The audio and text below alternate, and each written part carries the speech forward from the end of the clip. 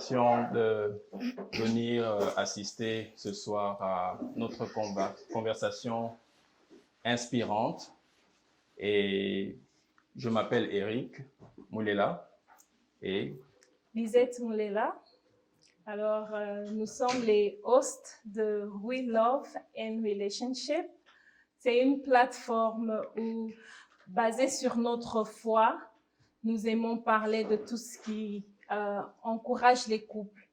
Qui encourage les couples, ça veut dire même si vous êtes encore célibataire, fiancé ou marié. Si vous êtes célibataire, cette plateforme va vous apprendre ou va vous encourager à aspirer à un mariage heureux et solide en Christ.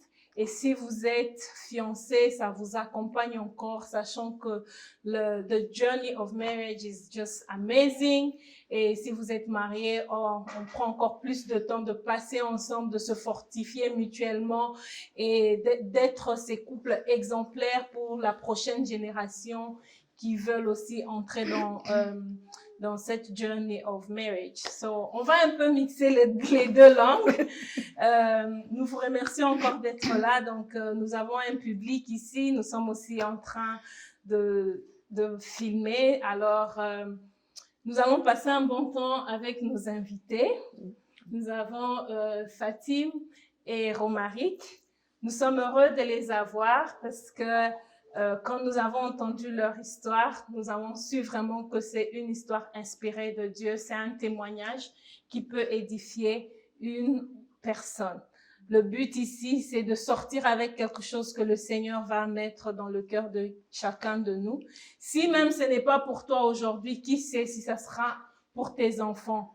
Donc, soyez vraiment à cœur ouvert et on aura à faire aussi un Q&A à la fin. Il y a une chose que j'ai retenue de ce que Maman Lisette venait de dire. Donc, quel que soit votre statut, marié, engagé, ou vous entamez l'étape où vous êtes en train de date, comme on dit.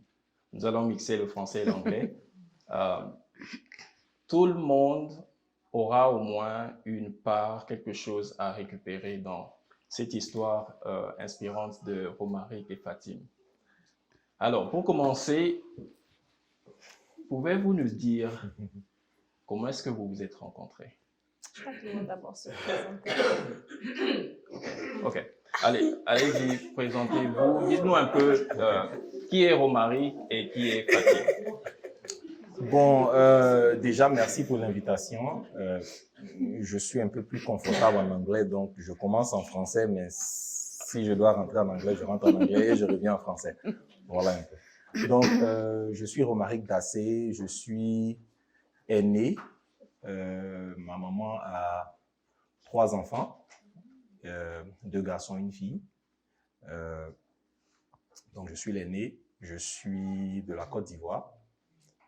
Je suis venu aux États-Unis en 2008 et c'est là en fait que mon parcours en tant qu'immigré aux États-Unis a commencé. Voilà.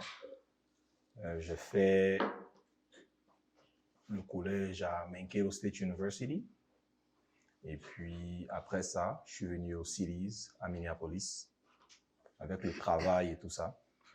Bon, c'est un peu ça. Merci. Moi, c'est Fatim Dassé. Je suis fille unique, enfant unique. Je suis originaire de la Côte d'Ivoire et du Mali. Et je suis venue aux États-Unis depuis 2011. J'étais originellement au New Jersey et je suis venue au Minnesota en 2015. OK. Déjà, quand Romaric est arrivé, tu es arrivé au New Jersey ou au Minnesota? Quand je suis arrivé, le premier état, c'était New York, actually. J'ai atterri à New York. OK. Et j'ai fait une escale de 8 heures à New York. Et je me rappelle très bien même la tante qui nous a accueillis. Nous avait tourné un peu dans New York. Vu qu'on avait 8 heures entre le vol de New York à Minneapolis. Donc, on a juste tourné à New York un peu. Et puis, de là, je suis venu, la même soirée, je suis venu au Minnesota. Et donc, c'est Fatine qui est venue au Minnesota après. Oui. Alors, je crois que par là, on va maintenant savoir comment ils se sont rencontrés Voilà, c'est au ça. Minnesota. Oui, moi je suis venue, j'ai quitté New Jersey où j'étais avec une tante. Donc je suis venue en 2011 et donc j'ai fait 4 ans là-bas j'ai quand même fait entre New Jersey, New York et Connecticut pour les études. Et à un certain moment, j'avais juste envie de liberté, si je peux dire ça comme ça, de liberté. Et je venais de finir mon associate, mais j'avais estimé que si je partais à New York, je n'allais pas avoir la liberté que je recherchais parce que New York, New Jersey, c'est pas loin. Donc, je cherchais en fait un coin éloigné. Le Minnesota, je ne connaissais pas. Je connaissais une seule personne ici que je n'avais jamais vue face to face. Je l'avais juste rencontrée sur les réseaux sociaux. Et donc, quand j'ai appliqué dans les différents États, tous les États m'ont pris, toutes les universités m'ont pris, notamment une à New York où il y a vraiment 23% d'admission et j'ai refusé d'y aller parce que je voulais ma liberté. Mais bien sûr, je n'ai pas dit ça aux parents. Je leur ai dit que voilà, le Minnesota était un peu moins cher, ce qui était vrai. C'était un peu moins cher et ils offraient en fait le programme que je voulais, qui était International Business, Trade and Commerce. Donc, quand ils ont validé, je suis venue ne connaissant personne, sauf l'ami que j'allais rencontrer pour la première fois. Et il s'avère que l'ami était une de ses amies. Okay. Et quand je suis arrivée, lui et ses amis organisaient une soirée. Et c'est là où, avec mon ami, on est allé et on s'est rencontrés. Il faut savoir que moi, j'étais déjà en couple avec quelqu'un qui était hors du pays. Mais je suis venue au Minnesota parce que c'était un peu plus proche de lui, de la personne avec qui j'étais. Et le premier jour, quand il m'a vue, il m'a dit qu'il allait me marier. Dès le premier jour. Attendez. So, vous vous étiez jamais rencontrés avant? Jamais rencontrés. Non, c'est juste le premier ça. On s'était jamais rencontrés. Bon, on est arrivé on avait organisé une soirée à la maison, donc elle est venue, on a parlé un peu. Donc c'était, je pense, à la fin de la soirée, elle est rentrée à la maison, donc on avait eu le temps de discuter un peu. Donc j'ai eu un peu 10 à 20 minutes de temps de parler avec elle, voir un peu qui elle était. Et là, tu plaisantais ou bien tu étais sérieux? Honnêtement, je sais pas. Ce qui est sûr, c'est ça, ça devait être une prophétie, ça devait être, mais c'était quelque chose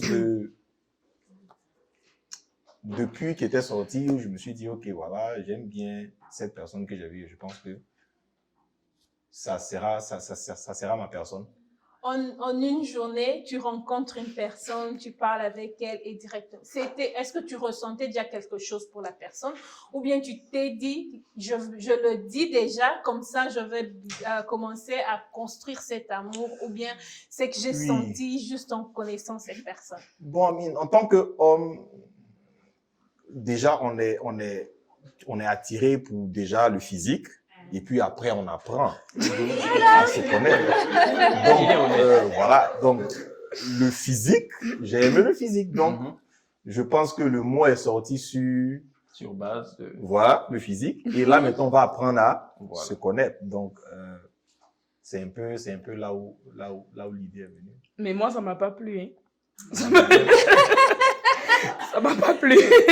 Parce que je me suis trouvée, je me suis dit, mais on vient de se rencontrer. En plus, je t'ai dit que je suis en couple. J'ai trouvé ça quand même un peu culotté de me dire que voilà, il allait me marier. Puis bon, j'ai pas véritablement considéré. Okay. Parce que pour moi, j'étais en couple, j'avais pas à entretenir quelque chose.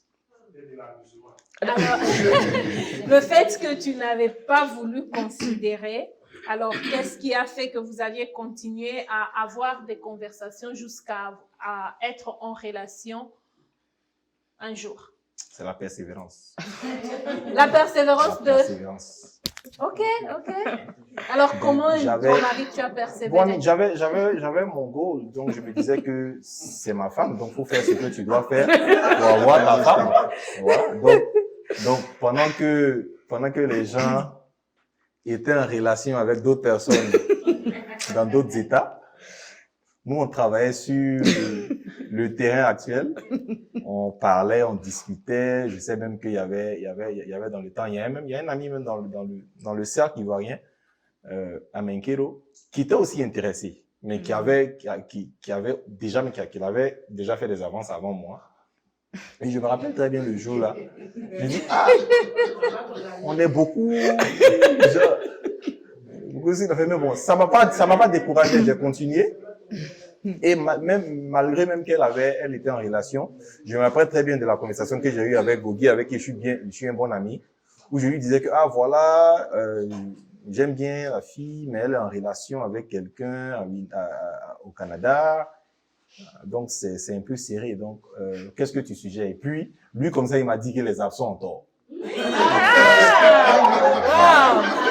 Et quand il t'a dit que les...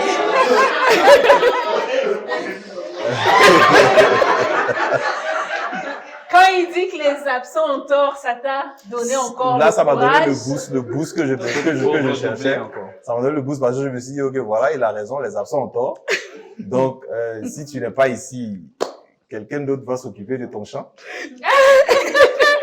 Par là, on sait comprendre que apparemment, Fatim était vraiment blindée. Elle ne voulait pas laisser d'espace. C'est ça. Mais alors, c'était quand exactement que ce flip ou ce changement de situation a commencé? Quand est-ce que... Je pense qu'on a été amis. J'étais bloquée sur le fait que j'étais en relation, mais je parlais avec lui. Dans le sens où ça a vraiment, de mon côté en tout cas, ça a vraiment commencé dans une certaine amitié. Il y avait un bon feeling, on avait quand même assez de points communs, donc ça passait vraiment très bien. Et donc, c'est dans ça qu'on a commencé à parler. Mais entre-temps, ma relation dans laquelle j'étais est en train de se détériorer. Pardon, bébé. Il y a eu aussi l'épisode de la sauce graine. La sauce graine, c'est codé, ça. La sauce graine, en fait, la sauce graine a été la deuxième confirmation que c'était ma femme. Okay. En fait, en Côte d'Ivoire, moi, je suis bété. Okay. Et notre nourriture préférée là-bas, voilà, Okay. c'est ça. Okay. Et notre nourriture, c'est la sauce graine. Donc, ici, on appelle palm butter, voilà. Donc, il n'y a pas beaucoup de personnes qui savent faire ça. Donc, bizarrement, après la fête, c'est l'une des premières demandes que je lui ai faites. Je lui ai dit, est-ce que tu peux me faire la sauce graine avec le riz? Et puis, elle a accepté. Mais quand j'ai fini de manger... Parenthèse, vous êtes de la même tribu? C'est pour savoir si elle savait comment faire. Pas du tout. Pas du tout. Donc, quand j'ai fini de manger, c'était la confirmation. Je dis, waouh. C'est elle. Donc, si je comprends voilà, bien, donc c'était il y a l'apparence, voilà. Et puis il y a eu le manger aussi. Voilà. La nourriture. Okay, ça fait deux. Voilà. Et puis, la confirmation de l'ami qui a dit voilà, que les absents ont tort. Les absents ont tort. Voilà. Donc, il y a trois choses qui ont mis Romaric sur le point de dire, je l'ai vu au premier jour, je suis convaincue, j'ai eu ma propre prophétie, c'est ma femme, on va y aller. Et Fatim, entre-temps, tu étais en relation. Qu'est-ce qui a fait que ta relation s'est Non, ça n'avait absolument rien à voir avec Comment vous avez évolué? Tu as dit que vous avez commencé à être des amis. Alors, où est-ce que vous vous êtes rencontrés à commencer maintenant cette relation amoureuse ensemble? J'ai rompu avec celui avec qui j'étais et je me suis dit, bon, pourquoi pas? Ça fait quand même plusieurs mois qu'il essaye de me courtiser et tout. Pourquoi pas ne pas lui donner une chance? Okay. Voilà, donc c'est dans ce sens-là que j'ai accepté officiellement le 2 mai 2015. Le 2 mai 2015. Et ça faisait un écart de combien de mois? On s'est rencontrés en janvier. Alors, on s'est rencontrés en janvier. Vous vous rencontrez en janvier. À peu près 5 mois. Romaric a 3 signes que c'est ma femme. Et de janvier à mai, il continue à te courtiser, à te faire ses avances. Et finalement, en mai, tu dis non, j'arrête avec la relation à distance. Je donne cette chance à cette personne qui est là, qui est vraiment présente. Et dès que vous aviez commencé la relation, comment ça s'est passé entre vous? Honnêtement, ça s'est très bien passé. Ouais. Ça s'est très bien passé. On n'a pas eu de problème en tant que tel. Les problèmes ont commencé à se manifester lorsque ça a commencé à être un peu plus sérieux et qu'on avançait dans la relation et que moi, étant dans un background musulman, alors que lui, il était chrétien, c'est là où on s'est dit, OK, là, ça coince. Et ce qui est bizarre, c'est que, enfin, c'est pas bizarre parce que je sais maintenant que c'est Dieu. Ce qui m'étonnait, c'est que l'une des raisons pour laquelle j'avais rompu avec celui avec qui j'étais, c'était justement parce qu'il était chrétien. Donc, ça n'avait pas de sens pour moi de savoir cela et de quand même repartir avec une personne qui est chrétienne. Mais, donc voilà, je suis juste rentrée comme ça aussi, sachant déjà la vie de mes parents par rapport à ça. Et donc, quand on a commencé à évoluer, au bout de 1 an, 2 ans, on s'est dit, bon, c'est sérieux, on aimerait bien se marier, mais il y a le problème de la religion qui compte. Mais quand vous aviez commencé, vas-y alors. Et donc, si je comprends bien, vous avez passé l'étape de fiançailles. Pas du tout. Pas du tout. Pas du tout. Malheureusement, c'est une étape où on n'est pas arrivé, simplement à cause de beaucoup de problèmes de religion, de culture et tout ça. Donc, on n'est pas forcément arrivé là, mais dans l'histoire, quand on va progresser dans l'histoire, vous allez comprendre pourquoi est-ce qu'on n'a pas pu faire certaines étapes, en fait. Mais l'une chose que je voulais souligner, c'est que beaucoup de personnes, surtout que je sais que la majorité des personnes qui sont chrétiens, vous allez réaliser qu'il n'y a pas forcément l'aspect où non, nous sommes allés prier pour voir si c'était ma femme ou pas, est-ce que tu as reçu un signe de Dieu. C'était ça ma question. Non, pas forcément, parce que dans le temps, honnêtement, j'étais chrétien, mais j'étais pas aussi impliqué dans ma foi. Je savais que j'étais chrétien, j'avais grandi dans une famille chrétienne, et c'est tout, quoi. Donc, je savais juste que j'étais chrétien et c'était tout. Donc, j'ai pas pensé à aller prier. Je me suis dit, OK, c'était, en fait, pour moi, le moment qui m'a marqué, c'était le simple fait que j'étais à une période de ma vie où j'étais prêt à me caser, en fait. J'avais déjà réalisé ça. Je venais de tourner beaucoup. Je me disais, OK, c'est le moment de me caser avec quelqu'un avec qui je veux fonder. Donc, j'étais déjà dans cette étape-là de ma vie, en fait. Donc, ce qui a fait que, bon, j'étais prêt, je cherchais juste, et puis, elle a apparu. Avec tous les signes. Moi, j'aime dire que c'est la grâce de Dieu. Voilà. En fait, très souvent, on dit que le mariage est une grâce, mais on le dit juste comme ça, j'ai l'impression. En tout cas, de nous, notre côté, c'est vraiment une grâce. Parce que comme il l'a dit, il n'a pas prié, je n'ai pas prié, mais Dieu a fait grâce. Dieu a vraiment fait grâce.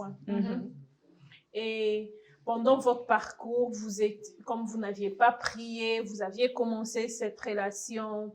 Au début, je suppose que la religion n'était pas un problème parce que vous étiez en train de date, mais quand vous avez voulu mettre les choses au sérieux et que ce challenge arrive, alors racontez-nous cette histoire où nous voyons la main de Dieu. Comment ce challenge arrive et comment vous arrivez à en parler d'abord entre vous. OK. Le problème ne s'était pas posé à nous, notre niveau, c'était plus au niveau des parents, au début. OK. Au début. Parce que moi, à un certain moment, j'ai été directe avec mes parents. Je leur ai dit que voilà, j'ai rencontré quelqu'un et que, bon, mes parents, pour contexte, mes parents ne sont pas ici, ils sont à Abidjan, en Côte d'Ivoire. Donc, je leur ai expliqué que j'ai rencontré quelqu'un qui est de religion chrétienne et tout. Et sans surprise, ils m'ont dit qu'ils s'opposaient. Et qu'ils n'étaient pas contre la personne parce qu'ils n'avaient même pas parlé avec lui, mais qu'ils étaient contre la religion. Donc, sachant cela, j'ai quand même essayé de vouloir un peu toucher d'autres points pour voir si ça allait les ramener, dans le sens où je me suis dit, ah, mais j'ai envoyé l'histoire des papiers, par exemple. De me dire que je suis venue en tant qu'étudiante, avec un certain visa, à un certain moment, je ne pourrais pas travailler, etc. Par la grâce de Dieu, lui, il est américain. Peut-être que ça sera un peu plus facile. J'ai envoyé cette carte, ils ont refusé également. Donc, on était maintenant au stade où on s'est dit, les parents ne veulent pas. La seule raison qu'ils ont donnée, c'est que lui, il soit musulman.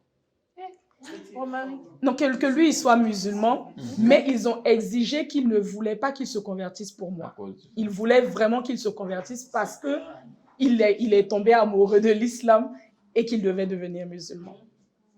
Parce que pour moi, enfin pour nous, il n'y avait pas d'autre choix. Jamais je n'avais pensé que j'allais être chrétienne. Mes parents n'avaient jamais imaginé cela.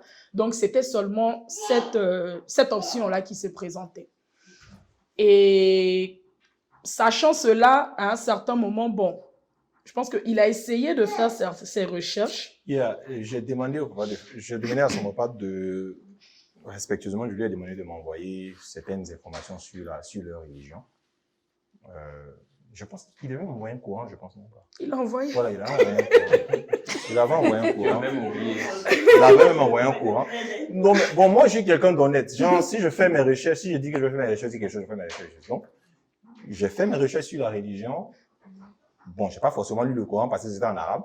Non, il en a trouvé. Ouais, ouais, En 2015, moi, je suis version partie. compliquée, ça. On s'est assuré de trouver un Coran C'est ça. qui était en français. C'est ça. Et j'ai ramené le Coran en Voilà. français. Donc, j'ai fait mes recherches et tout ça. J'ai essayé de faire mes comparaisons et tout ça. J'ai même contacté certaines personnes que je connaissais dans les Twin Cities qui étaient des pasteurs. Je me rappelle d'un pasteur que je connais, avec qui j'ai grandi même. Donc, je l'ai contacté, il m'a même reçu, je suis allé chez lui, on a prié ensemble, je lui ai expliqué la situation. Et on a prié ensemble, il m'a donné des conseils, mais dans le côté aussi, je continue à faire mes recherches, mais à la fin, je suis venu vers, j'ai dit, votre affaire là.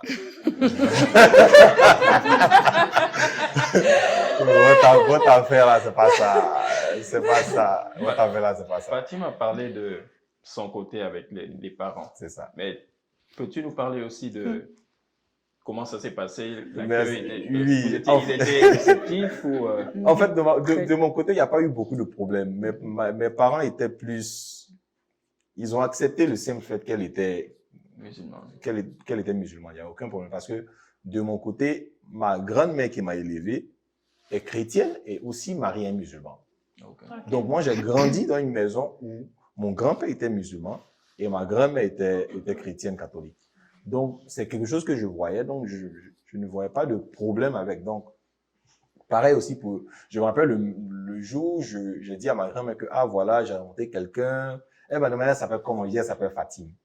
Elle m'a dit, ah. C'est les gens du Nord, là, tu as lu soulever encore.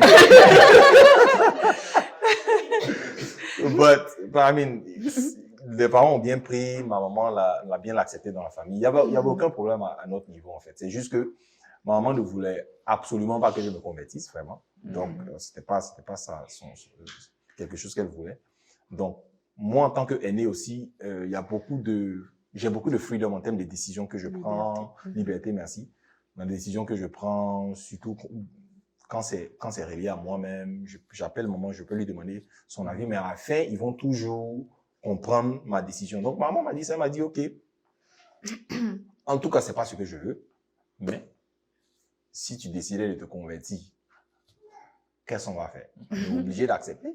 Donc, elle ne voulait pas, mais c'était un peu soft comparé à Fatima. Mais bon, à part ça, c'était un peu là de mon côté, quoi. C'était facile. Et si on enlève l'aspect des parents, vous deux, vous étiez prêts, au nom de votre amour, de vivre chacun dans sa religion et de se marier? Je l'étais jusqu'à ce que Dieu me dise non. Ok. Voilà, alors que j'étais toujours musulmane. Ok.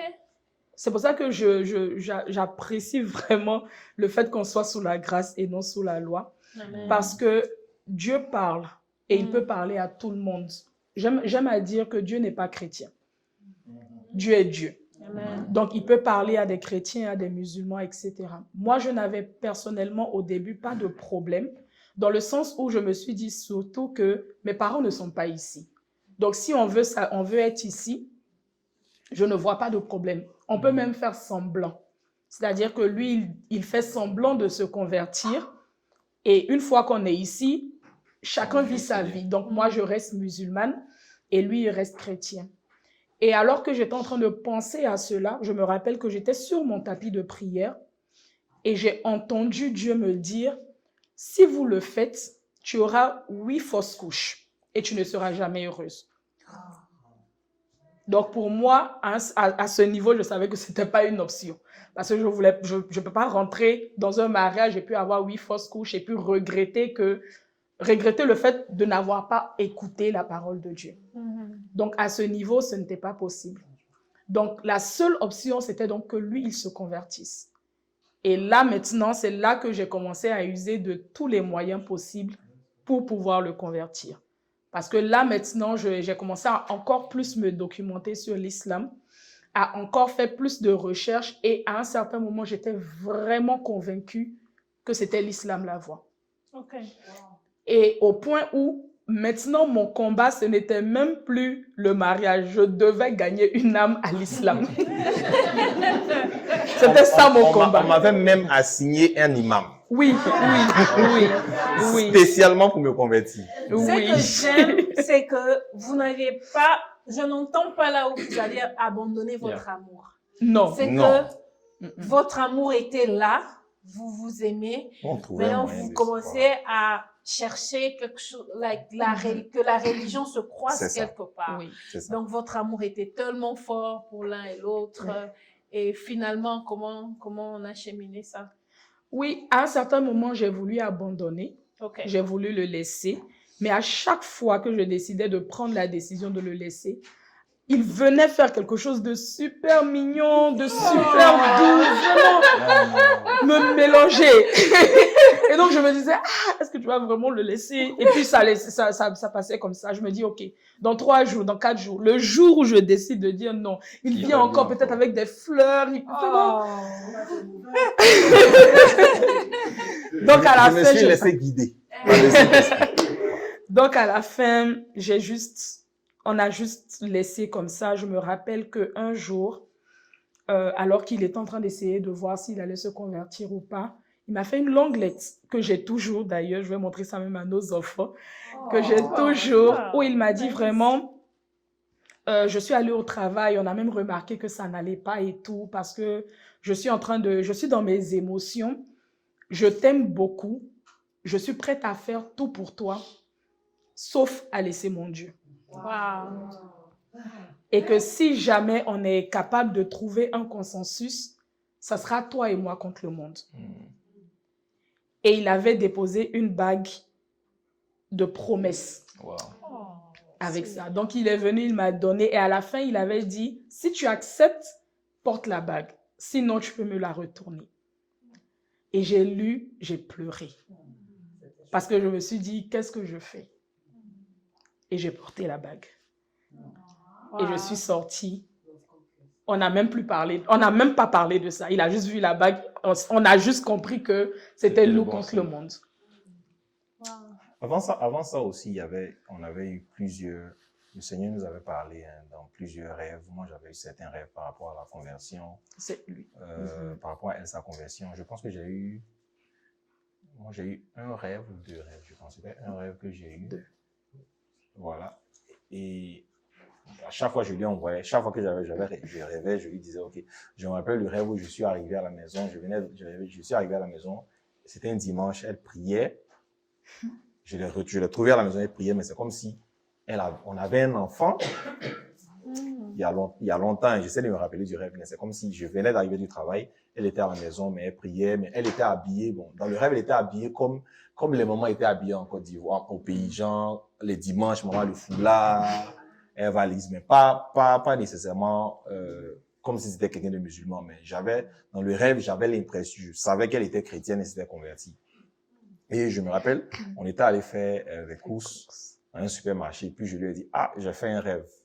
Elle était toujours musulmane, on essayait toujours de se convertir l'un et l'autre là.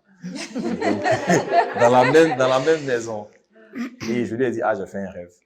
Elle dit, OK. Et puis j'ai expliqué le rêve. Elle dit, non, tu as mal rêvé, va dormir. Tu as mal rêvé, il faut aller dormir. Va dormir, tu vas te réveiller, tu vas réveiller. C'est pas bon que tu as mis dans le rêve. J'ai dit, OK, y a pas de problème. On continue à prier.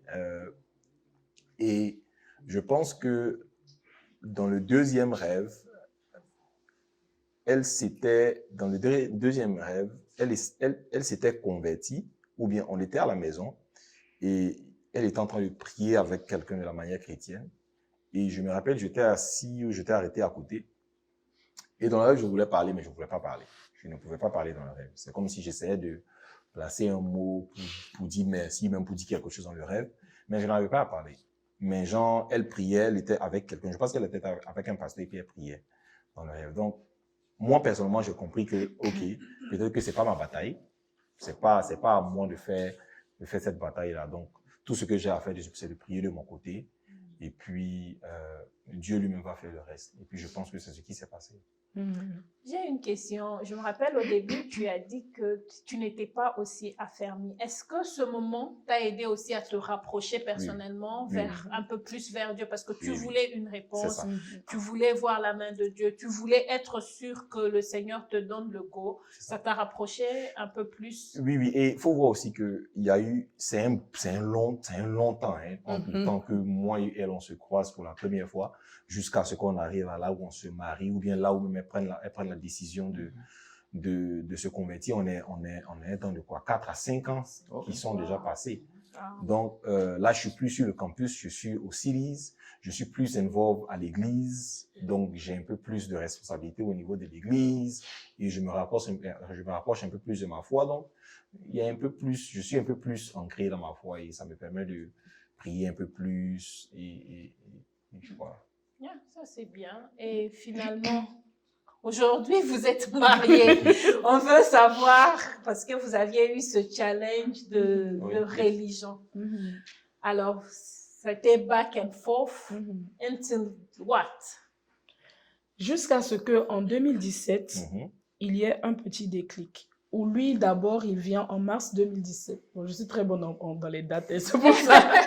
En mars 2017, lui, il vient, il m'approche et il décide, il suggère en fait l'abstinence. Dans le sens où il dit, c'est pas possible qu'on soit en train de chercher une réponse de Dieu, mais qu'on ne fasse pas les choses proprement selon la parole. Donc, selon la parole, que ce soit dans la Bible ou dans le Coran. Donc déjà, pour moi, ça a été personnellement un des actes qu'il a posé qui m'a le plus touchée. Parce que la plupart du temps, on peut entendre dire que voilà, les hommes ne peuvent pas attendre, les hommes, il faut faire ci ou ça. Je ne pense pas. Je suis de celles des personnes qui pensent que si un homme t'aime véritablement, il est capable d'attendre. Jacob a attendu 14 ans pour me trouver Rachel. C'est possible d'attendre. Donc, quand il dit ça en mars, donc je dis, OK, il n'y a pas de problème.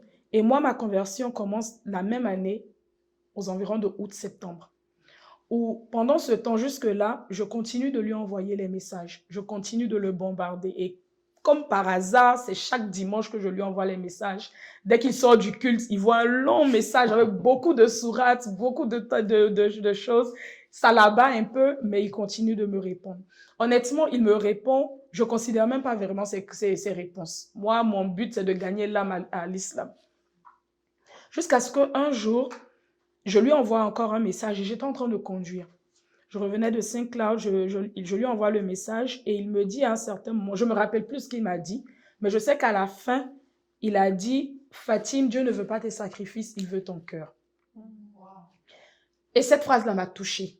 Je pense qu'on parlait, si je peux rapidement, Jean, je pense qu'on parlait que dans la conversation, on parlait des habitudes de chaque religion. Je pense que on parlait des habitudes du fait que les musulmans vont prier un certain nombre de fois, ils vont faire un certain nombre de choses.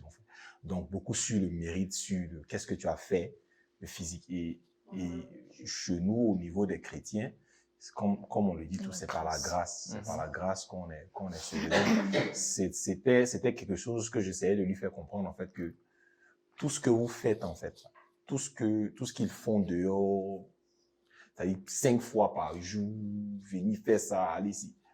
Bon, c'est du m'as-tu vu.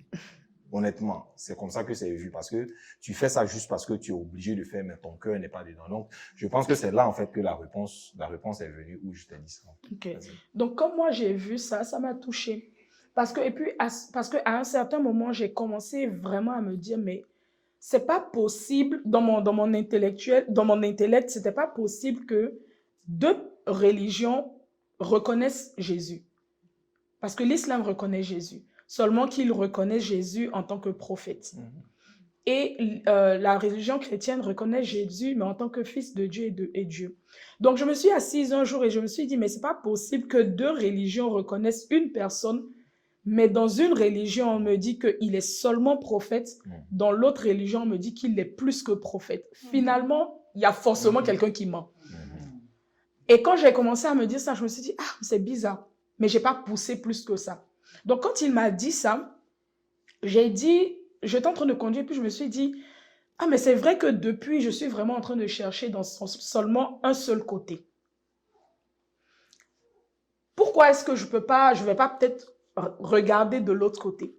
Je l'ai dit, mais quand je l'ai dit, honnêtement, j'avais quand même le but d'aller trouver dans la Bible des raisons de le convertir à l'islam. C'est-à-dire que j'allais maintenant venir dans la Bible, essayer de lui montrer, de lui démontrer par A plus B que Jésus n'est pas Dieu, mais qu'il est prophète. Et donc, j'ai commencé à lire un peu la Bible. J'ai commencé à lire un peu la Bible, mais dans le but de le convertir. Mais, oui, c'était une âme à gagner. Évangéliste depuis longtemps. Et donc, en fait, c'est comme ça que ça a commencé. Et il faut savoir que depuis petite, moi, j'ai toujours aimé les chansons chrétiennes. Ok. Toujours. Et quand j'étais mal, c'était des chansons chrétiennes que je mettais pour m'apaiser. Donc, au niveau de l'adoration, les louanges et tout, franchement, j'avais aucun problème. Donc, j'écoutais même ça régulièrement. Et à un certain moment, quand j'ai commencé à chercher un peu plus, je me suis rendu compte qu'au fur et à mesure que j'écoutais ces chansons-là, j'avais une certaine paix.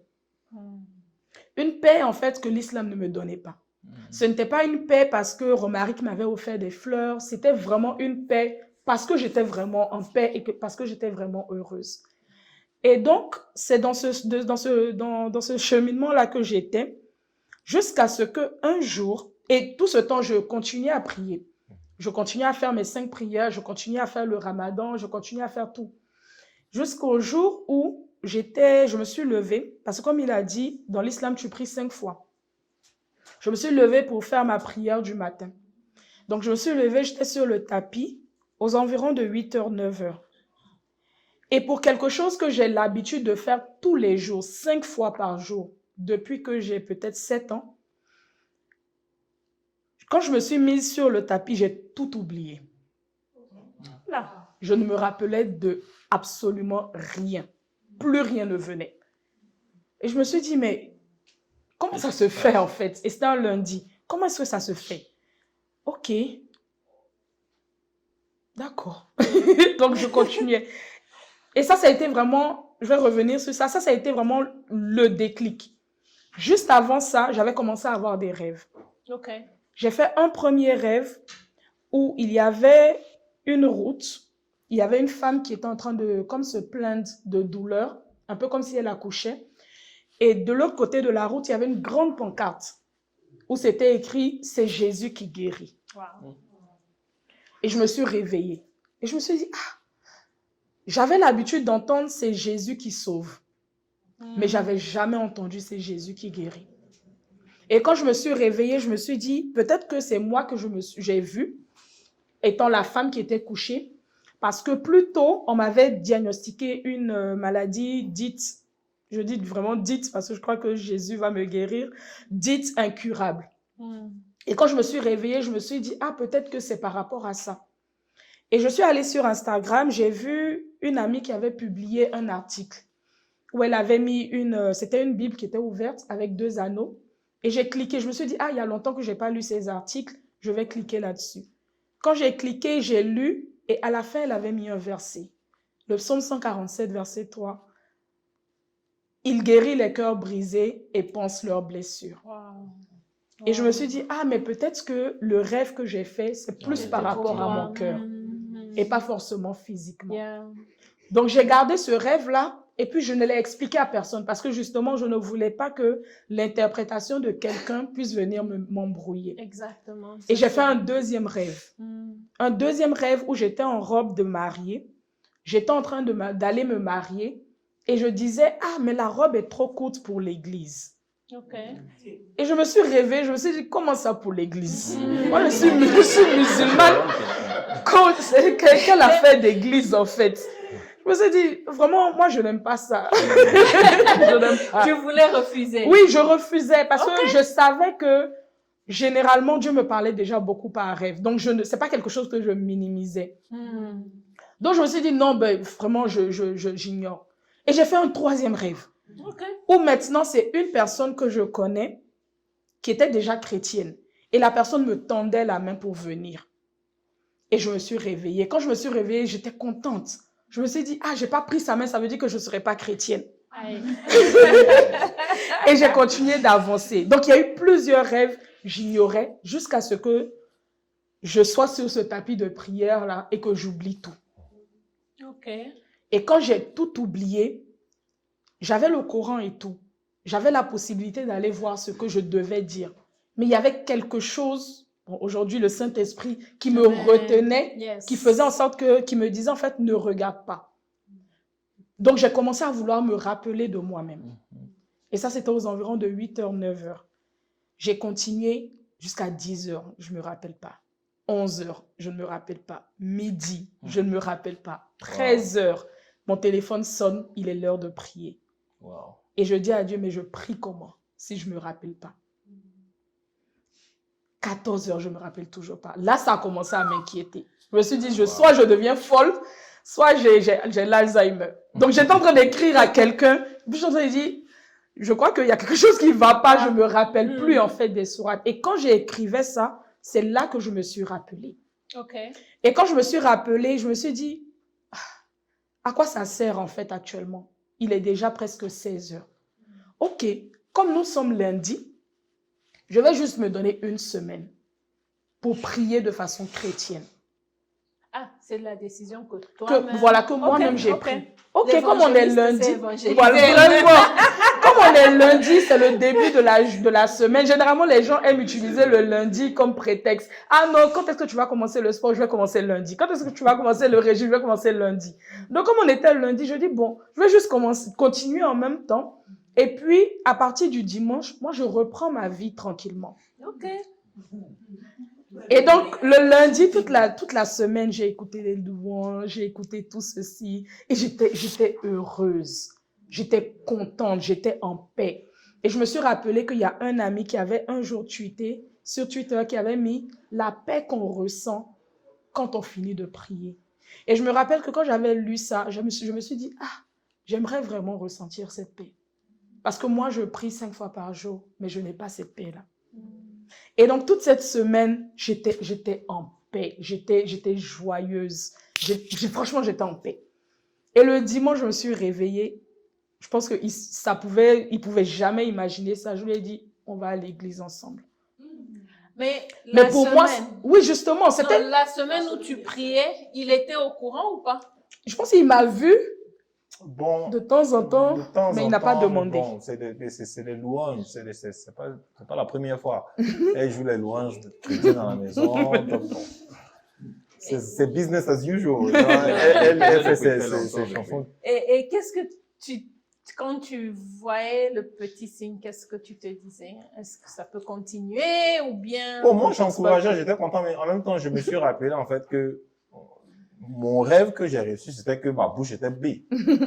Donc, je me contentais des prières de mon côté.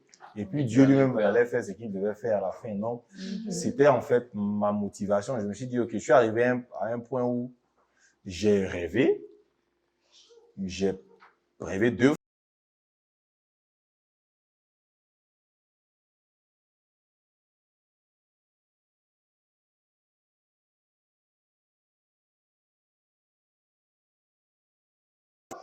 Donc, I'm just going about my business. Et le dimanche, elle te dit, on va à l'église. Voilà. Et quand elle a dit qu'on va à l'église, j'étais content, j'étais surpris. Mais immédiatement, je me suis rappelé de mon rêve. Le Seigneur m'a rappelé de mon rêve. Il dit que, voilà, c'est ça. Donc, j'ai juste accepté. Je dis, OK, on y va. Mais moi, quand je me suis dit, on va à l'église, c'était vraiment pour clôturer ma semaine. Je voulais juste respecter ma parole. J'ai dit du lundi à dimanche. Dimanche, je sais qu'il va à l'église. OK, vu que je suis encore dans la semaine, allons avec, quoi. Mais le lundi, moi, je recommence en fait ma prière. Mais Dieu a fait que ce dimanche-là ne s'est jamais arrêté jusqu'à aujourd'hui. Gloire à Dieu.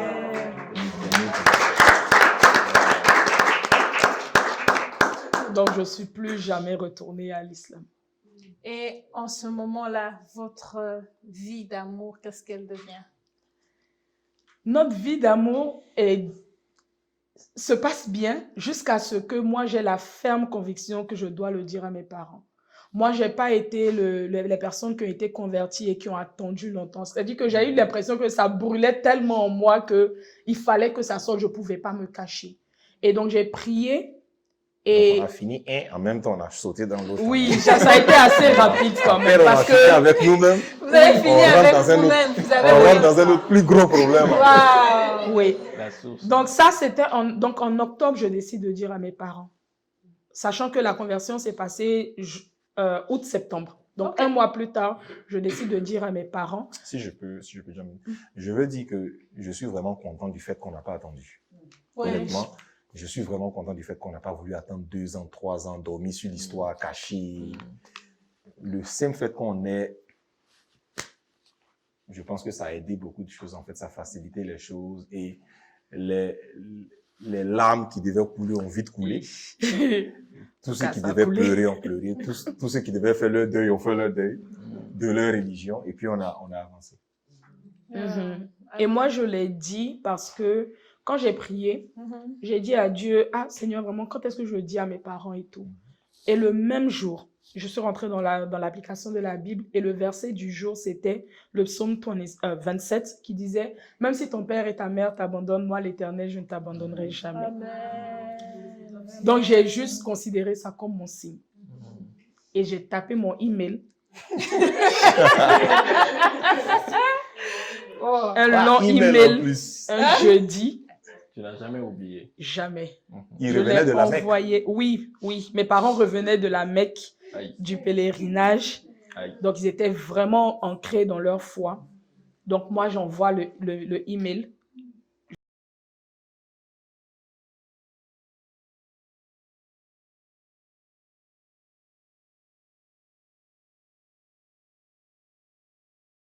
Je ne vais pas répondre à ça maintenant.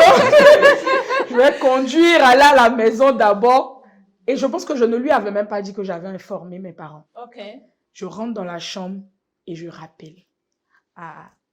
Ça a été chaud. Ça a été chaud parce que comme j'ai dit, je suis enfant unique.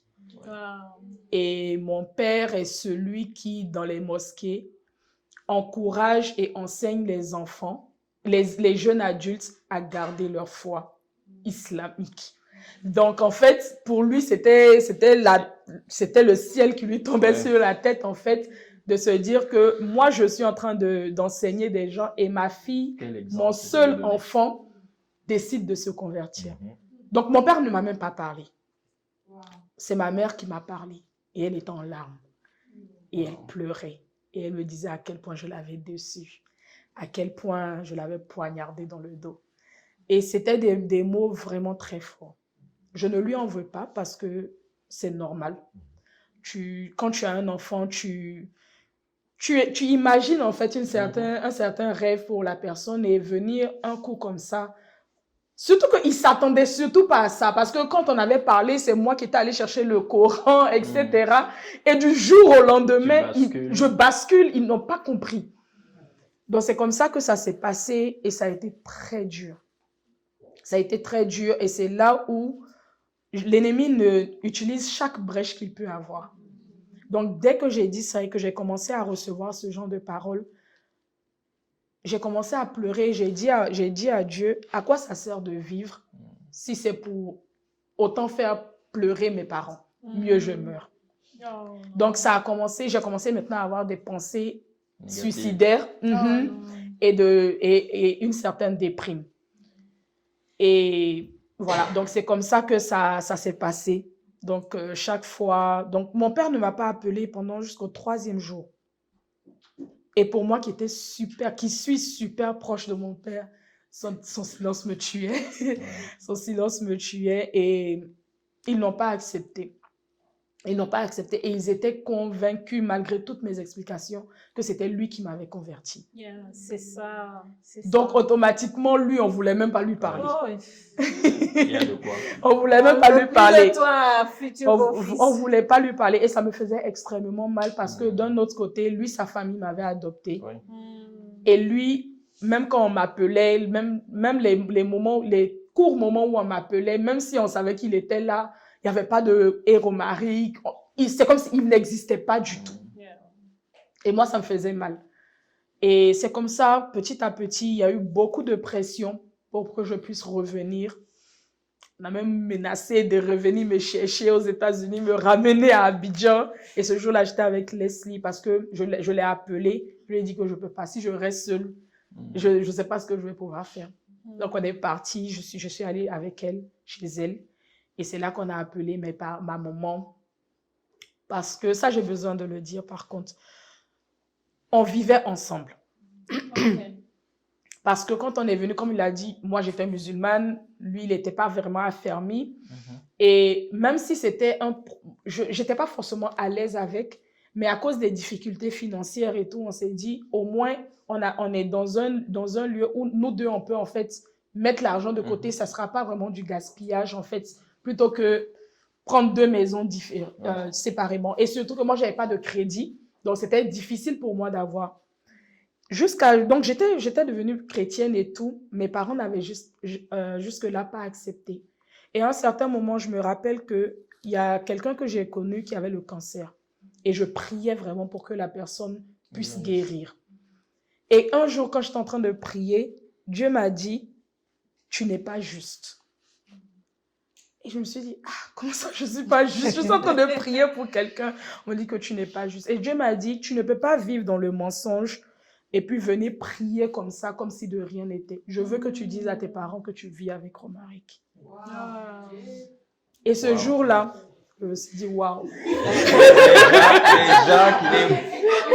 Déjà qu'il est mal vu pour le fait qu'il soit chrétien. Oui, et puis maintenant, je vais venir ajouter que leur seule fille est en train de faire un foyer là-bas avec quelqu'un.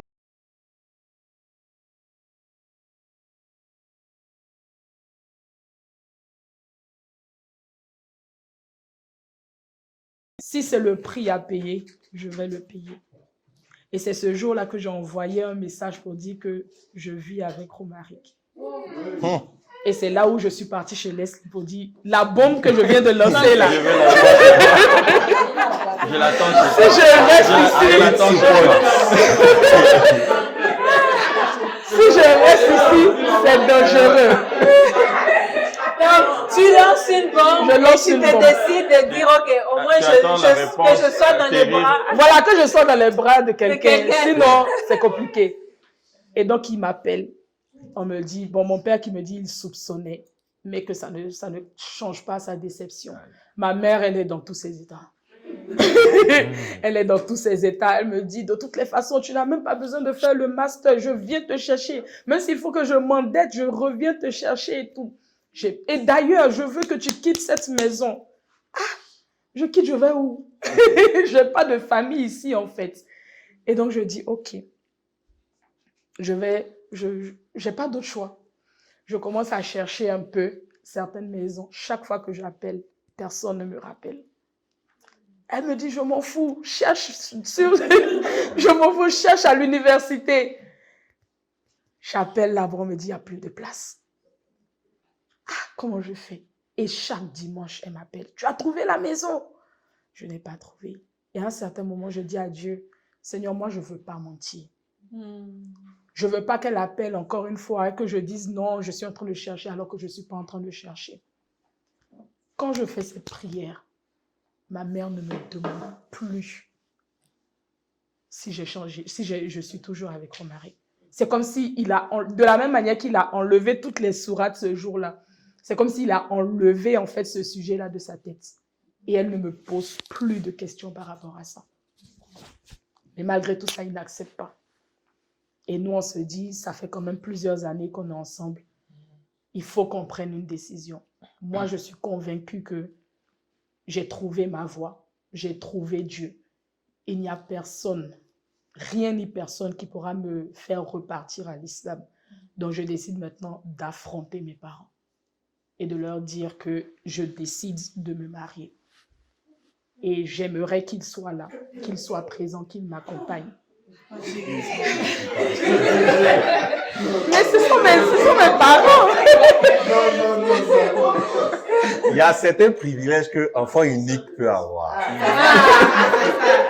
C'est ce genre de privilèges.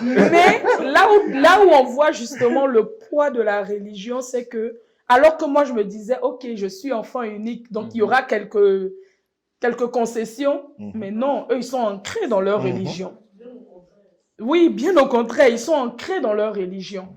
Jusqu'au point où on se dit, ok, donc je contacte ma marraine, je lui explique. Entre-temps, certaines personnes de la famille ont su. Pas tout le monde. Donc la pression étant encore plus. Elle a une très grande famille. Oui, parce que mes 2 grands-pères étaient polygames, donc vraiment la famille est vraiment élargie. Donc plusieurs personnes maintenant qui commencent à m'appeler, qui commencent à me maudire, qui commencent à dire tellement de choses. Et donc moi j'appelle ma marraine avec qui je suis vraiment cool et je lui dis, ah voilà la décision. Et elle me dit, mais vous ne pouvez pas vous marier comme ça. Venez à Abidjan. Avant ça, je veux pas qu'on rate le soutien d'une femme qui nous a vraiment supportés pendant tout le chemin de sa conversion, Maman Halima. Oui. C'est une amie à la famille qui est du Niger, mais qui est chrétienne. Donc, et qui est mieux amie avec sa maman. Donc, elle vit à Londres. Donc, c'est vraiment à elle, on se confiait, on l'appelait. Quand il y avait des petites tues, elle nous en fait, ça va aller, continuer, ça va aller. Elle aussi, quand elle peut appeler ta maman, même oui, bien mais ta maman, elle est chrétienne.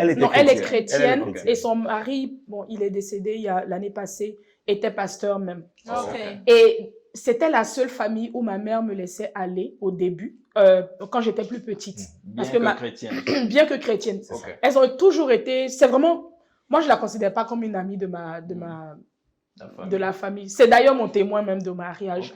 Okay. Et donc en fait, quand elle a su ça, il y a eu même des embrouilles entre ma mère et maman Halima, justement, où ma mère disait, mais comment est-ce que tu... C'est un peu, ma mère a vu ça comme une trahison, dans le sens où tu choisis, en fait, ma fille au lieu de moi. Et donc, j'écris à ma marraine, je dis que vraiment, on veut se marier. Et donc, ma marraine me dit, non, venez quand même à Abidjan, vous pouvez, ça fait longtemps que tu as quitté là-bas. Parce que quand je suis partie, moi, en 2016, j'étais partie en vacances, je suis partie en tant que musulmane. Et tu ne vas pas juste te marier derrière tes parents et tout. Si vous avez la possibilité, venez à Abidjan, on va essayer de trouver une solution. Donc moi, je me dis, ok, tout c'est bien. Elle a compris, on va aller à Abidjan. On arrive à Abidjan le 11 mars 2020. Et c'est là où Covid avait commencé. Et du coup en fait, on décide d'aller à Abidjan en moins de 4 jours. Oui. On part avec la marraine le lundi, le jeudi, on a pris le billet. Parce qu'on s'est dit que vraiment, on voulait pas que cela soit utilisé comme une excuse pour dire que non, on n'aime pas aller à Abidjan pour honorer les parents. On a juste voulu, on dit ok, il n'y a pas de problème. Si c'est ce qu'il faut faire, on y va. Donc, en moins d'une semaine, on était déjà parti. Effectivement. Donc, on s'en va. Et moi, j'étais confiante. Moi, je me suis dit, ok, ça va, la marraine est de notre côté, tout ira bien. Donc, on fait une réunion où lui, il n'est pas là. Donc, c'est seulement moi, mes parents et la marraine en question, un jeudi, le jour de son anniversaire, même le 12 mars. Et donc, on s'assoit. Et moi, où je pensais que la marraine était de mon côté et qu'on s'était vraiment entendu. Je crois que c'est ce que tout le monde pense. On est en train de parler parce qu'elle avait dit en fait qu'on allait couper la poire en deux. Donc moi, je me suis dit, ok, Donc, elle commence à parler, elle parle. Et puis, à un certain moment, elle dit, oui, donc Fatim va devenir musulmane et puis vous allez accepter le mariage. Je me regarde, je la retourne, je me retourne, je la regarde. Et puis, je me dis, mais je suis dans quoi? Je suis dans, qu'est-ce que je viens d'entendre? Oui, pour entendre ça. Et là, le Saint-Esprit me dit, commence à pleurer. Oui. Quand on nous dit, en fait, dans la Bible, il faut vraiment prendre les paroles de la Bible de façon littérale. Quand il dit qu'il va nous instruire, il nous instruit vraiment. Il dit, commence à pleurer. Je commence à pleurer. Oui, en plus, mes larmes ont tendance à couler très rapidement. Donc, je commence à pleurer. Et puis maintenant, elle me dit, mais tu pleures pourquoi? Tu veux pas devenir musulmane? Je dis non. Comment ça, tu veux pas devenir musulmane? Je dis non, je veux pas. Mon père qui dit, ok, tu as dit, tu veux qu'on coupe la poire en deux. Si elle décide, on est jeudi, si elle décide de devenir musulmane, là maintenant, demain, vendredi, on appelle les imams. Romaric est déjà là, on les marie, on est d'accord. Et Romaric dans tout ça. Romaric il était en jeûne et prière de l'autre dans la côté. réunion, donc j'étais en jeûne et prière chez moi. Bleu. C'est une réunion familiale. Et tu es resté en Et donc, jeûne je de commence prière. à pleurer. Et elle me dit, mais pourquoi tu pleures? Je dis, je veux pas. Elle dit, pourquoi? Je dis, je peux pas expliquer, mais je veux pas. Et ça, mes pleurs énervent encore plus mon père. Il me dit, mais attends, elle pleure pourquoi? Nous, on est en train de pleurer depuis, elle n'a pas calculé nos pleurs, c'est nous. C'est maintenant, elle pleure dans nos trucs. Et la réunion finit comme ça avec les pleurs. Donc, ma marraine est du genre, qu'est-ce qu'on fait en fait? Et ma mère, je me mets à genoux devant ma maman. Je lui demande pardon pour qu'elle puisse me laisser rester chrétienne. Et te marier. Et Ou d'abord rester actuellement, même le mariage, j'avais laissé de côté. Moi, je ne veux juste pas me convertir. Et c'est là, en fait, où certaines personnes aujourd'hui, lorsqu'ils voient que j'étais musulmane et que je suis devenue chrétienne, pensent que c'est à cause de lui. Et j'ai l'habitude de dire que si c'était à cause de lui, j'aurais accepté la proposition de mes parents. Je serais juste devenue musulmane et puis ils allaient accepter. Parce que ce que moi je voulais, ce qu'un enfant veut, c'est que ses parents soient présents. Mais j'ai refusé parce que j'avais rencontré Jésus personnellement. Amen. Et il n'y avait pas de retour en arrière. Et donc là, maintenant, je suis dans le fief. Et la grande famille maintenant est au courant. Donc, tout le monde maintenant m'appelle. Tout le monde m'appelle. Chaque fois qu'on va visiter quelqu'un, quelqu'un me prend dans la chambre. On m'insulte, on me parle, on me maudit, on me fait tout. Et c'était compliqué. C'était très compliqué. Sachant que quand on est arrivé, à cause du Covid, le jour où on est arrivé, ils ont fermé les frontières de la France. Alors que nous, on était supposés partir, on était supposés retourner en France. Donc là, maintenant, on se dit, on ne peut pas rester bloqué ici. Donc à un certain moment, je lui dis franchement, parce que je me réveille le matin, on m'insulte. À midi, on m'insulte. La nuit, on m'insulte. Donc je ne faisais que pleurer. Je me rappelle que j'avais écrit à un pasteur pour dire, je ne sais pas quoi faire. Et elle m'a dit, Dieu ne va pas t'abandonner. Et cette phrase-là même m'a énervée. Je me suis dit, mais lui, il voit tout ça. Et puis, il me laisse en fait dans ça. Mais toi-même, est-ce que pendant ce moment-là, tu arrivais à prier? Je pleurais plus que je ne priais. Okay. Mais une chose que j'étais sûre et certaine, c'est que je ne voulais pas revenir musulmane. Ce qui a augmenté la pression, c'est que quand on partait justement visiter la famille, aux heures de prière, moi, je refusais de prier. Et ça énervait encore plus les membres de la famille. Je me rappelle qu'il y a une grand-mère qui m'a dit, mais elle se prend pour qui? Toi, tu es qui? Et puis, on te parle depuis, et puis tu n'écoutes pas, en fait. Au début, ils n'avaient pas vraiment réalisé. Mais quand ils se rendent compte qu'en plus, on prie 5 fois. Donc, tu n'as pas prié à 13h, tu n'as pas prié à 16h, tu n'as pas prié à 18h. Qu'est-ce qui se passe, en fait? Et moi, dans mon image, j'avais l'histoire de Daniel et de ses amis qui avaient refusé d'adorer un autre Dieu. Et je m'étais appuyée sur ça et j'ai dit, je n'adorerai pas un autre Dieu. Amen. Peu importe ce qu'ils disent. Amen. Et c'est comme ça que lui, il a senti qu'à un certain moment, je n'allais plus pouvoir. Et il a contacté quelqu'un, une amie ici, celle qui garde même nos enfants aujourd'hui actuellement. Et il a dit, essaye de trouver, s'il y a pas, tu peux pas trouver un billet qui va changer en fait l'itinéraire. Et on a trouvé le billet de Emirates. Donc 3 jours plus tard, on décide de repartir. Quand on décide de repartir, jusqu'à l'aéroport, on continue de m'insulter. Et donc quand je monte, j'étais tellement affaiblie que dès que je rentre dans l'avion, j'ai l'impression de m'évanouir. Parce que je ne pouvais plus. C'est l'hôtesse qui me donne rapidement un jus et tout pour m'assurer que je vais bien. Presque tout le vol, je pleure. Et j'étais tellement convaincue que c'était la fin que j'ai pris des photos de tout le monde parce que je me suis dit, je ne reviendrai plus à Abidjan. Donc, si au moins on m'annonce que cette personne-là est décédée, au moins j'ai une photo. Parce que je ne me voyais plus retourner à Abidjan. Donc, on prend le billet et c'était un long voyage. On a quitté Abidjan, on est parti au Ghana. De Ghana, on est parti à Dubaï. De Dubaï, on est parti à Washington. Et dès qu'on arrive à Washington, on fait une alerte. Toutes les frontières sont fermées. Au moins, vous êtes aux États-Unis. Exactement. Et le vol, en fait, On nous a annoncé c'est le dernier vol qu'on a pris. C'était le dernier vol. Et donc, Emirates a décidé d'annuler tous ses vols et ils sont repartis à Dubaï. Mais nous, au moins, on nous avait déposés aux États-Unis. Et c'est là où j'ai su que Dieu était vraiment avec nous. Parce que juste après, c'était la période de Ramadan et je ne sais pas ce que j'allais faire là-bas. Donc je viens, on continue de me dire, oui, il faut jeûner, il faut prier et tout. Et là, je prends une décision de me dire que on a essayé. C'est pas comme si on n'a pas essayé de ne pas honorer, on les a honorés, on a tout fait, ça ne passe pas. Je demande même à mon père, ok, tu n'es pas obligé de venir à l'église, mais est-ce que tu peux m'accompagner à la mairie? Juste pour ça.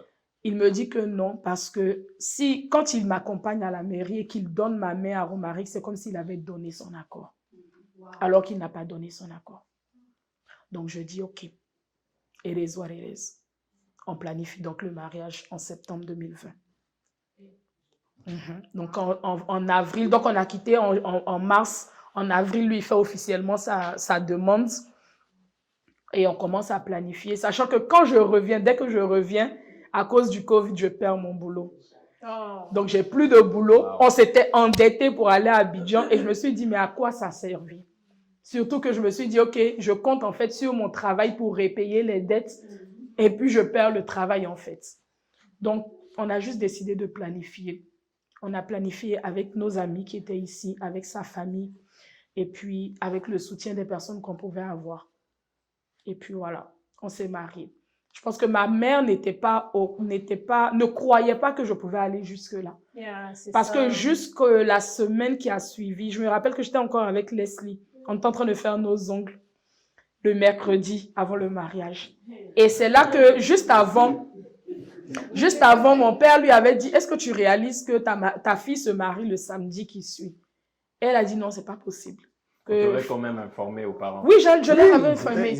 Mais dans sa tête, c'était pas possible que je fasse ça. Donc le mercredi, alors que je suis en train de faire mes ongles pour me marier, dans 3 jours, elle m'appelle. Et elle commence encore. Et je suis en train de faire mes ongles et je commence à pleurer dans le truc. Wow. Je pleure. Mais je continue quand même. Au point où elle a appelé la mère de Romaric. Il y a eu vraiment énormément de choses. Mais le samedi, on se lève et on va se marier. Wow. Parce que Dieu m'avait assuré qu'il était là. Et que c'était lui le plus important. Et il m'avait dit que c'est après notre mariage qu'il y allait avoir réconciliation. Wow.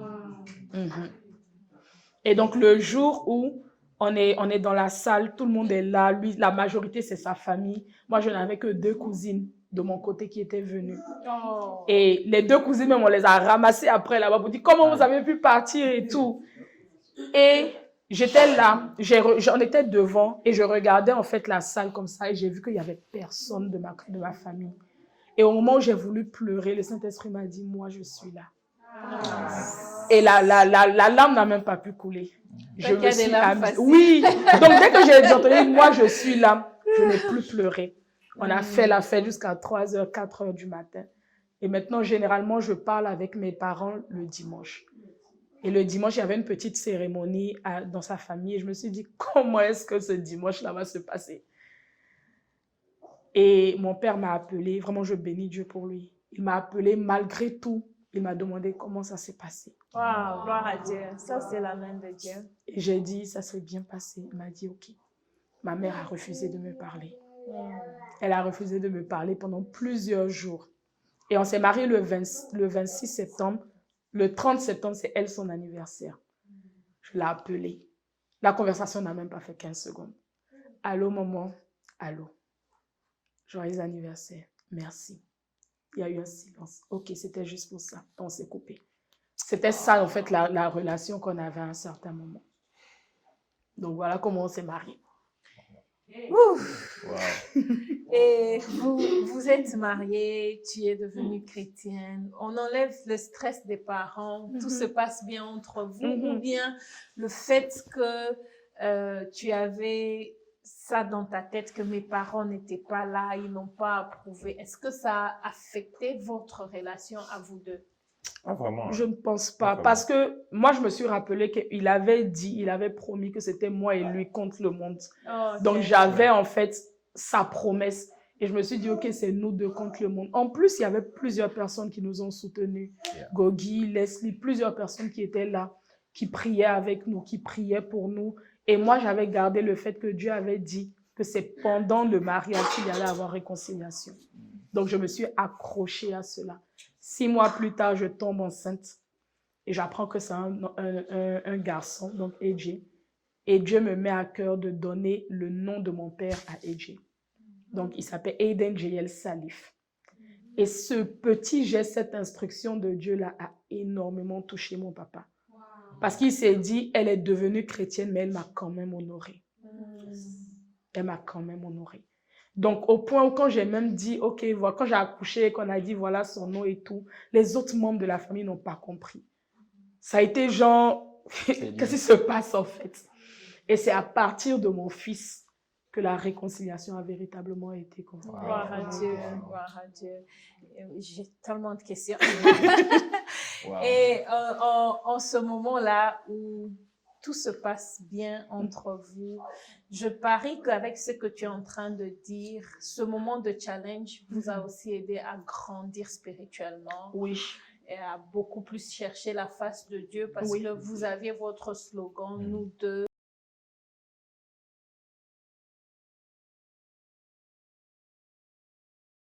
De moi, mon côté, ça a été vraiment un refuge. Moi, je considérais les dimanches comme étant un refuge. Parce que je me disais que c'était le seul endroit où je n'étais pas jugée. Donc, je partais à l'église, je me déversais dans la présence de Dieu. C'est-à-dire que c'était le moment où je pleurais le plus, mais je savais qu'il n'y avait personne qui allait me juger de ce que j'étais chrétienne. La bataille commençait après l'église. Parce que généralement, les dimanches, on s'appelle. Et c'est là qu'il y avait ça. Mais chaque semaine, j'attendais le dimanche avec impatience pour juste être avec des personnes qui me comprennent, des personnes avec qui j'ai le même langage, en fait. Donc, moi, ça m'a énormément rapproché de Dieu, surtout que, étant enfant unique, j'ai toujours été quand même assez proche de mes parents. Mais de voir, en fait, ce détachement-là, je me suis dit, il n'y a que Dieu, en fait. Il n'y a vraiment que Dieu qui est là.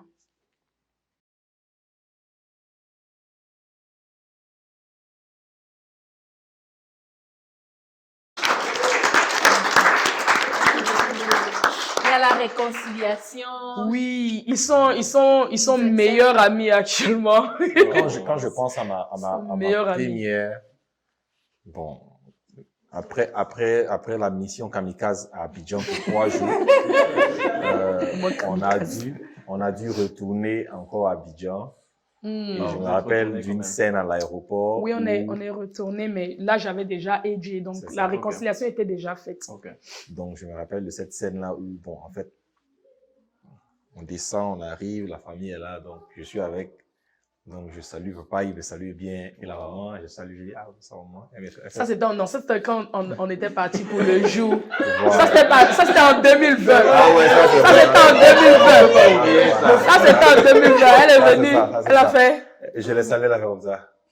Au point où son mari même, Oui, lui a fait des Lui a reproches fait des après pour reproches dire par que rapport à non, ça, c'est pour pas dire, comme ça. c'est pas comme ça, on salue les gens, parce que ça Ça, c'est m'avait bien. tellement marqué. Ça, c'est Mais bien. honnêtement, après ça, elle est venue. Oui, elle s'est pas fait semblant du tout. La maman est venue. Moi, je Après, pensais que c'était papa qui était dur, mais apparemment. Non, maman. Il est dur, mais il est très tolérant quand même. Ok. Mhm. Et après ça, la maman est venue.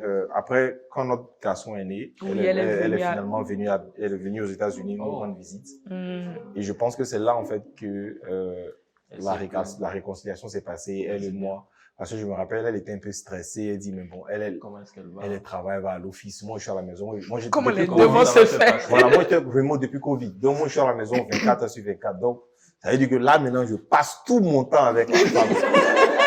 Tout mon temps, je suis avec elle. Donc, elle était un peu stressée. Elle dit, bon, on va voir, ça va venir, on va voir. Et puis, bon, bizarrement, elle et moi, quand elle arrive, on était les best of friends. Mhm. Wow. Genre, elle m'appelait quand elle avait ses courses, quand il y avait des petits shows à regarder. Elle et moi-même, on a bondi des shows. Et souvent, on avait des petites blagues. Elle me disait, vous êtes devenus camarades.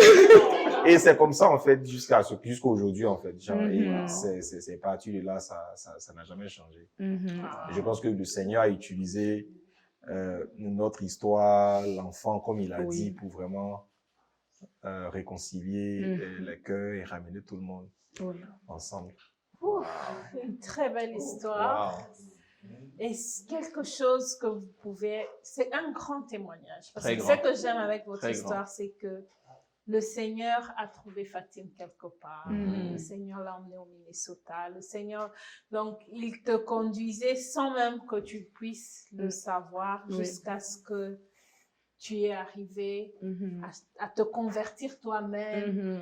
et à construire ce beau mariage. Mhm. Un mot pour quelqu'un qui vous écoute, une phrase, un truc d'encouragement basé sur votre témoignage. Qu'est-ce qu'on peut prendre de que si tu lourd? Avant que tu réagisses sur ça, je vais juste dire que tout à l'heure, j'avais dit que la raison pour laquelle elle et moi, on n'avait pas pu faire de dot, c'était simplement à cause du fait que il y avait tous ces obstacles, en fait, qui étaient là. Et même quand on s'est mariés, même aujourd'hui, la relation étant établie, on avait fait on a essayé plusieurs fois d'aller vers la famille pour leur dire, OK, on est prêt à vous honorer pour demander sa main.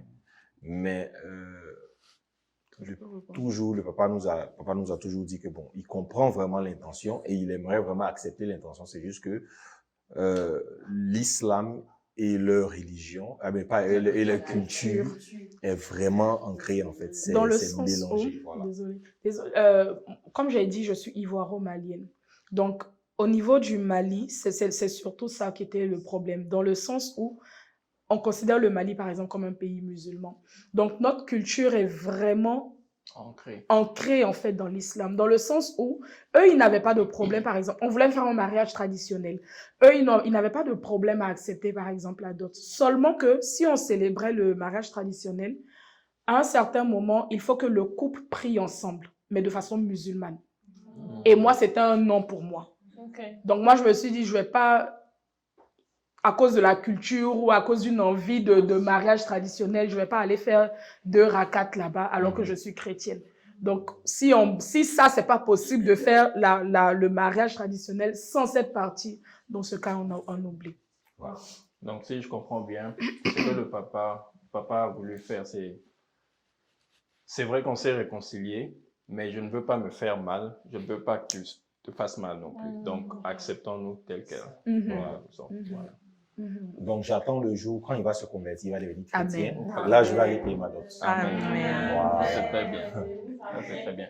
Et ce qui est bien, vous avez toujours cette intention-là de faire la dot. Et je lui dis ça toujours. Voilà. Chaque fois qu'on parle, Ça, quand c'est j'ai très l'opportunité de lui dire ça, je lui dis, c'est quelque chose, c'est très important, en tout cas pour vous honorer. Donc, dès qu'il y a une opportunité, moi, je suis partant. Tu as même répondu directement à la question que j'avais au début, parlant du fiançailles. Voilà. Tu as répondu. J'ai voulu revenir rapidement sur ça. Voilà. Ok, donc tu peux revenir à la question. Un mot, je dirais que Dieu est là. C'est vraiment ce que je peux dire dans toutes les saisons, même lorsqu'on a l'impression qu'il nous a oubliés. Même lorsqu'on a l'impression qu'on ne voit pas la lumière au bout du tunnel, il est là. Il est là dans toutes les circonstances. Il est là dans toutes les saisons, en fait. Et Dieu, en fait, il est ce père-là, en fait, dont on a besoin. Moi, je dis toujours que, j'aimerais rajouter ça. Je dis que mon père ne m'a pas accompagnée, mais Dieu, dans sa souveraineté, a fait en sorte que je sois une bénédiction pour quelqu'un d'autre. Lorsque j'ai voulu choisir la personne qui allait m'accompagner, qui allait me faire rentrer, mes idées sont parties vers un professeur de New Jersey que j'avais eu. Et on avait tellement eu une très bonne relation que je me suis dit, c'est la seule personne en fait que je vois qui peut m'accompagner. Et lorsque je l'ai appelé, que je lui ai dit, ah vraiment, voilà la situation, voilà pourquoi mon père ne sera pas là, il m'a dit, c'est pas possible. Je dis, comment ça, c'est pas possible? Il me dit que la veille, avant que je ne l'appelle, parce que lui, il n'a pas eu d'enfant, il me disait que la veille, il a dit à Dieu, donc tu ne vas pas me donner d'enfant, je ne vais jamais avoir cette joie-là de faire rentrer quelqu'un dans l'allée. Et moi, je l'ai appelé, je lui ai demandé. Et il m'a dit oui. Et donc, il est venu de New Jersey. C'était compliqué parce qu'avec les Covid, vu que les enseignants et tout, il pouvait pas se permettre en fait de prendre, d'avoir un cas, etc. Mais il a dit qu'il vient. Il va se débrouiller, il va venir. Et il est venu. Ce monsieur-là, jusqu'aujourd'hui, il est reconnaissant. Parce qu'il dit qu'il n'a pas eu d'enfant, mais au moins, il a eu cette joie-là de donner quelqu'un à l'église. Donc, je me dis que Dieu n'a peut-être pas permis que mon père soit là, mais il a permis qu'un homme qui avait pleuré, qui avait crié à lui, puisse ressentir cette joie-là. Donc, à la fin, tout concourt au bien de ceux qui aiment Dieu et qui sont appelés à son dessein. Oh, yes. Wow. On n'a pas garder la parole avec nous. Je crois que le public aussi. J'aimerais aussi ajouter quand même 2 ou 3 takeaways de ton histoire. Il y a quelqu'un, un musulman aussi, qui m'avait invité une fois chez eux à la mosquée. Juste pour, je ne sais pas, peut-être tu sais comment ça se passe, où on vous fait visiter un peu pour voir comment est-ce qu'ils prient et comment tout se passe et tout. Et ils voulaient même offrir à la fin le Coran et tout ça, mais je n'avais pas pris. Je me rappelle je n'avais jamais été avec les musulmans, mais il y a quelque chose qui m'est revenu quand tu as parlé de Jésus. J'étais aussi étonné, il citait les prophètes et puis les fonctions de chacun. Et ils ont quand même signalé Jésus quelque part comme prophète. J'ai dit, bon. Et maintenant, avec ce que tu viens de nous raconter aujourd'hui, je me dis que tu étais quelque part où tu as les chrétiens et puis les musulmans, tu t'es demandé, bon, les deux ne peuvent pas être ensemble, il y a forcément quelqu'un qui est dans le fond. Alors, moi plutôt, je me dis, si ceux-là reconnaissent Jésus, ça veut dire qu'il est fort. Oui, et ils ne le considèrent pas comme un prophète comme ça. Ils le considèrent comme l'un des plus grands prophètes. C'est ça. Je pense que dans les nombreuses recherches, je pense qu'ils se disent que il est un très grand prophète. Ils ne croient pas en fait il a été crucifié. Et ça, c'est one of the beliefs. Et moi-même, personnellement, je pense que l'une des personnes qui m'a plus aussi aidé pendant qu'on me bombardait avec les attaques musulmanes, c'était, je veux au moins lui donner un clin d'œil, il y a un jeune homme qui est malheureusement décédé, il s'appelle Nabil Qureshi, qui était un musulman qui s'est aussi converti, qui est devenu chrétien. Et il avait sorti plusieurs publications, même Seeking Allah, Finding Jesus. C'était un de ses livres. Et il expliquait en fait beaucoup son expérience en fait en essayant exactement de convertir ces personnes-là en fait à l'islam et en se retournant, trouvant Jésus en fait qui a été celui-là mais qui a changé sa vie. Malheureusement, il est décédé. Mais même si, je me rappelle même dans le temps, je regardais toutes ces histoires, même le jour, même une de ses dernières vidéos, quand il publiait, il disait même là où il est, il n'y a pas quelqu'un qui peut lui faire changer sa foi. Le simple fait qu'il ait changé, que les musulmans lui envoyaient les messages pour dire la raison pour laquelle tu as eu le cancer, c'est parce que tu t'es converti. Mais non. Il avait toujours foi au simple fait que la décision qu'il avait prise, c'était de suivre le vrai Dieu et qu'il était en paix avec lui-même parce qu'il savait qu'il partait au paradis. Regardless of his choice, en tout cas. Je ne veux pas monopoliser juste les deux derniers points.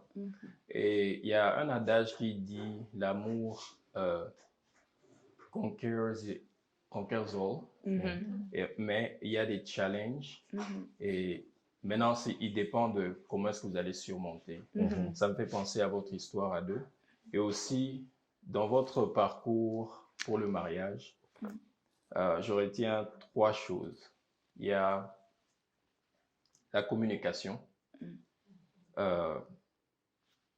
Vous avez choisi le respect mutuel d'abord, et puis vous avez décidé de grandir ensemble. Voilà, ce sont les 3 points importants que moi j'ai retenus sur votre relation pour le mariage. Nous sommes sortis tous satisfaits. Merci encore. Merci à tous. Ok, on va prier. Père, merci pour ta grâce, merci pour toutes tes personnes ici, Seigneur. Nous voulons te remercier encore pour cette opportunité que tu nous as donnée de partager notre histoire en ce jour. Merci Dieu de bonté pour tout ce cheminement, Père, que tu nous as permis d'avoir jusqu'en ce jour. Merci encore pour toutes ces années, Père, qui vont venir encore dans notre vie. Père, nous voulons te recommander toutes les oreilles qui ont entendu notre histoire aujourd'hui, Seigneur. Nous voulons prier et prendre comme point de contact, Seigneur, ce témoignage que nous avons donné aujourd'hui pour la vie de tout un chacun ici, Seigneur.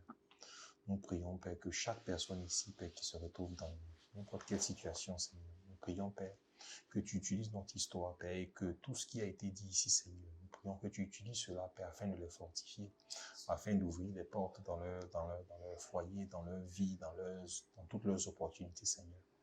Merci pour la vie de tout un chacun ici. Merci pour les roses qui nous ont donné l'opportunité de partager notre histoire. Nous prions pour leur famille. Nous prions bénédiction, grâce, paix dans leur mariage. Nous déclarons, Père, Seigneur, que tu les protèges, Seigneur, de toute attaque de l'ennemi et que ce ministère, Père, qu'ils ont commencé, que toi-même tu puisses le grandir, Seigneur, là où toi-même tu le vois.